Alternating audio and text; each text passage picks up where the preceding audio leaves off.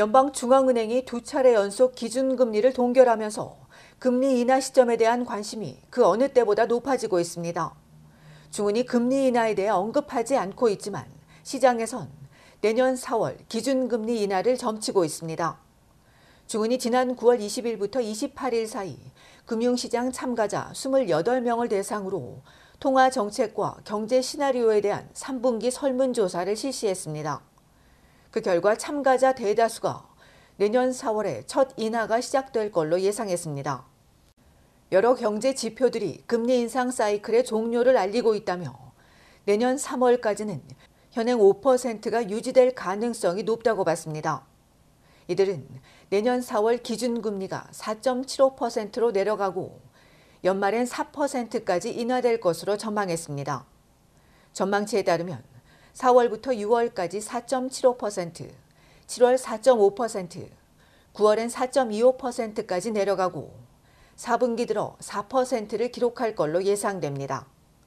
이어 2025년 1분기에 3.5%, 2분기 3.25%, 3분기 3%까지 떨어지고 4분기에는 2.88%를 전망했습니다. 경기 침체와 관련해선 내년 상반기부터 본격적으로 시작될 가능성이 크다는 예상입니다. 내년 1분기 전, 즉 6개월 안에 경기 침체에 빠질 확률도 40%에 달했지만 향후 6개월에서 12개월 사이라는 응답이 48%로 가장 높았고 이는 이전 40%에서 증가한 수치입니다. 앞서 한 경제 전문가는 2분기와 3분기 연속 경제가 부진할 것이라며 기술적인 경기 침체로 볼 수 있다고도 전한 바 있습니다. 이외에도 통화 정책과 금융 여건의 긴축, 주택시장 약화는 국내 경제의 하방 위험 요인이고 반대로 주택시장의 반등과 누적 주택 증가, 높아진 상품 가격은 상방 위험으로 꼽혔습니다. 한편 중은은 오는 12월 6일 올해 마지막 통화정책 회의를 개최합니다. 캐나다의 폐암 사망률이 크게 낮아지고 있습니다. 남성의 폐암 사망률은 2014년 이후 연간 4% 넘게 감소했으며 올해는 정점이었던 1988년의 절반 수준으로 줄어들 전망입니다. 여성의 폐암 사망률은 정점인 2006년과 비교해 24% 줄어들 것으로 예상됩니다. 폐암의 72%가 흡연에서 비롯되는 만큼 흡연을 줄이려는 노력이 영향을 미쳤다는 분석입니다.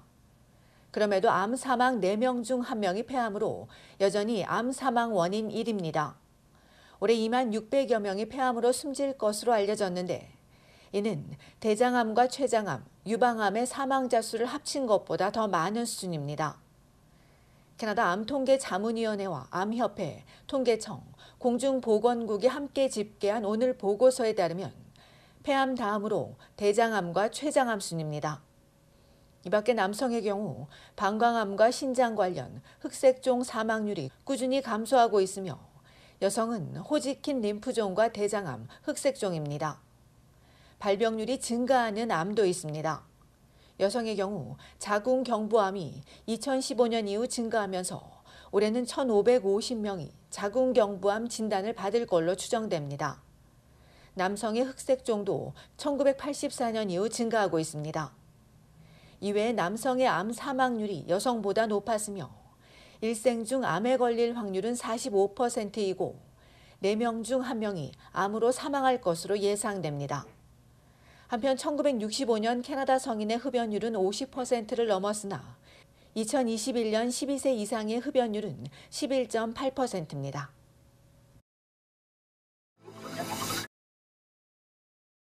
고물가와 높은 금리 탓에 연체자들이 늘어나는 가운데 자동차 수리 융자금을 갚지 못했다가 차를 압수당하는 일이 벌어졌습니다. 이것도 모자라 이 차를 다시 찾으려면 빌린 돈의 2배 넘는 액수를 물어줘야 하게 됐습니다. 지난주 휘트니 시장에 가려다 감쪽같이 차량이 없어진 걸 알게 된 남성은 이후 이 차량이 도난당한 것이 아니라 압수당한 걸 알게 됐습니다. 남성의 2019년형 IS 렉서스 세단은 여전히 $42,000를 더 내야 하는데 지난해 타이어가 펑크나면서 교체를 해야 했습니다. 여유 자금이 없었던 남성은 자동차 정비소 협력사라는 위피 회사로부터 2,892달러를 융자받고 교체했습니다. 그런데 이후 갚지 못하자 차를 압수해 간 겁니다. 문제는 이 차를 찾으려면 융자금 원금과 연체비, 복구 비용에 기타 수수료까지 더해 약 7천여 달러를 더 내야 합니다. 이에 대해 차량 압수는 최후의 수단이라는 사측은 남성이 두 가지의 상환 방법을 모두 지키지 않았기 때문이라며 청구액 중에서 1,700여 달러를 제하고 5천 달러만 요구할 것이라고 밝혔습니다. 이와 관련해 파산 관련 전문가는 보통은 회사들이 차량 압수는 원하지 않는다며 대출이나 융자 연체가 있더라도 고객과 협력해 문제를 해결하는 것이 일반적이라고 설명했습니다.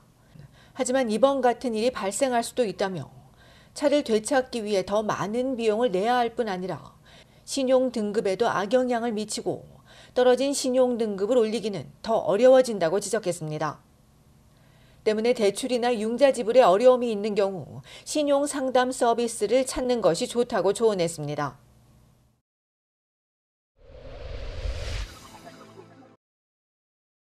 온타리오주 북부와 서부 지역에 얼음비 주의보가 내려졌습니다. 연방환경성은 오늘 오후부터 뉴마켓과 조지나 욕 지역 북부, 칼레돈, 할튼힐스, 밀튼 억스브리지 등 북서부 지역에 눈비 또는 얼음비가 내리면서 퇴근길 안전사고를 우려했으며 일부 지역엔 최대 2mm의 얼음이 쌓일 수 있어 도로와 보도가 미끄러울 수 있다고 경고했습니다. 밤에는 토론토를 포함 대부분 지역에 비가 예보된 가운데 토론토는 오늘 기온이 뚝 떨어져 체감온도가 영하권에 머물며 추웠고 내일도 구름은 많겠으나 추위는 다소 풀리면서 내일 낮 최고 기온은 9도, 체감온도는 4도까지 오를 수 있다고 환경성은 예보했습니다. 브리티시 컬럼비아주 밴쿠버는 이번 주 내내 비가 내리고 낮 최고 기온 11도, 최저 기온은 7도이며 엘버타주 캘거리는 가끔 구름이 끼겠으나 대체로 맑고 화창하며 낮 최고 6도, 최저 기온은 영하 3도에서 5도 사이가 예상됩니다.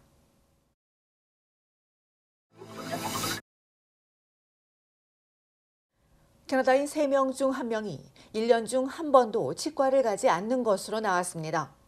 연방통계청이 지난해 2월부터 12월까지 설문조사한 결과 캐나다인의 65%가 매년 정기적으로 치과를 방문하고 있으나 높은 비용 부담 탓에 저소득층은 49%에 그쳤고 여성이 남성보다 10대 청소년이 65세 이상보다 치과 방문은 더 잦은 것으로 나타났습니다. 치과 보험은 응답자 55%가 직장이나 학교 등을 통해 가입했고 35%는 보험이 없었는데 그래서인지 보험 가입자의 76%가 매년 치과 치료를 받는 데 반해 무보험자는 51%에 그쳐 치과 보험 유무가 치과 방문에 영향을 미치는 것으로 나왔습니다. 치과 방문율은 브리티시 컬럼비아와 온타리오가 가장 높았고 농촌보다 도시의 방문율이 더 높았습니다.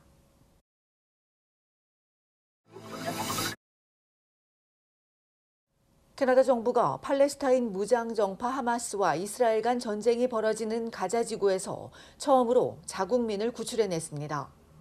현지 상황이 매우 유동적이고 예측할 수 없기 때문에 라파 검문소에서 상당한 시간이 지연될 수 있다고 밝힌 연방 외무부는 어제와 오늘 오전 사이 캐나다 시민과 영주권자 및 이들의 가족까지 모두 75명이 라파 검문소를 통해 이집트로 대피했다고 밝혔습니다. 가자지구와 이집트를 잇는 유일한 육로인 라파 검문소는 지난달 7일 발발한 이스라엘 하마스 전쟁 이후 잠정 폐쇄됐다가 이달 1일부터 외국인과 부상자에 한해 민간인 통행이 처음으로 허용됐습니다.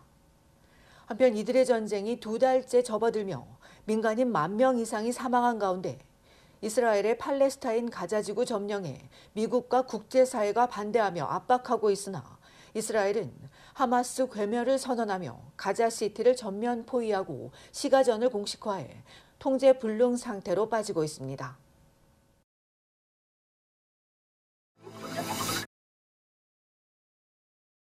캐나다 한인 교향악단이 오는 토요일 저녁 7시 온타리오주 놀수욕 센조지온 영에서 추억 만들기 실내악 연주회를 개최합니다. 이번 시즌 첫 공연인 추억 만들기는 연주자 한 명 한 명이 독주자이자 서로 의지하고 호흡하는 소규모지만 친밀한 실내악 연주로 캐나다 교향악단 연주자들이 구성하고 구상했습니다. 슈베르트와 코다이, 베토벤, 이베르의 명작들과 참신한 현대 작품들을 현악 사중주와 플루트리오 연주 등으로 감상할 수 있으며 입장료는 $25와 $15입니다.